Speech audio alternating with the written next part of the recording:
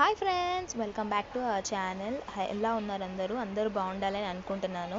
So every Monday లేకపోతే 1 మంత్లో ఒక 2-3 టైమ్స్ అయినా ఖచ్చితంగా నేను రక్షితనైతే శివాలయానికి కానివ్వండి, సాయిబాబా గుడికి కానివ్వండి, లేకపోతే మేము ఎక్కడైనా సండేస్ ఆరమైసమ్మ ఎక్కడైనా వెళ్ళాలి అనుకుంటే చాలా ఫేమస్ టెంపుల్స్ కర్దాల్ అలాంటి టెంపుల్స్ ఎక్కడికైనా వెళ్ళాలి అనుకుంటే మాకంటే ముందు మా పిల్లలు చాలా ఎక్సైటెడ్గా ఉంటారండి. టెంపుల్స్ అంటే వాళ్ళకి అంత భక్తి, దేవుళ్ళంటే భక్తి అనేది ఖచ్చితంగా పిల్లలకు అనేది మనం చిన్నప్పటి నుంచి అలవాటు చేయాలి. కానీ నాకేంటో నాకంటే ఎక్కువగా నా కూతురే చాలా భక్తిభావంతో ఉంటుందండి. సో తనకి ఎటువంటి నేను ఇలా వెళ్ళాలి ఇలా చేయాలి అని చెప్పాల్సిన అవసరం లేదు. తన సొంత ఇంట్రెస్ట్తో ఈరోజు గుడికి వెళ్దామమ్మా, లేదా గోశాలకు వెళ్దామమ్మా, లేదా ఎక్కడన్నా ఆవులు కనిపించినా ఎవరికైనా సాయం చేద్దామమ్మా అన్న మనసులో నాకంటే చాలా ముందు ఉంది.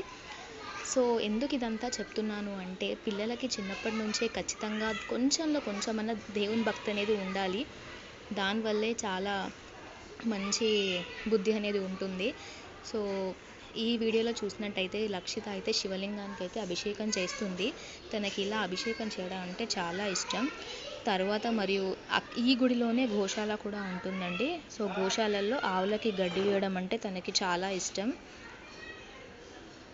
సో ఇక్కడ ఈ గుడిలోనే గోశాలలోనే మనకి శివుని గుడి కానివ్వండి, దత్తాత్రేయుని గుడి కానివ్వండి, కృష్ణుని గుడి కానివ్వండి ఉంటుంది. చూడండి, గోశాలల్లో ఆవులను చూసి భయపడుతుంది.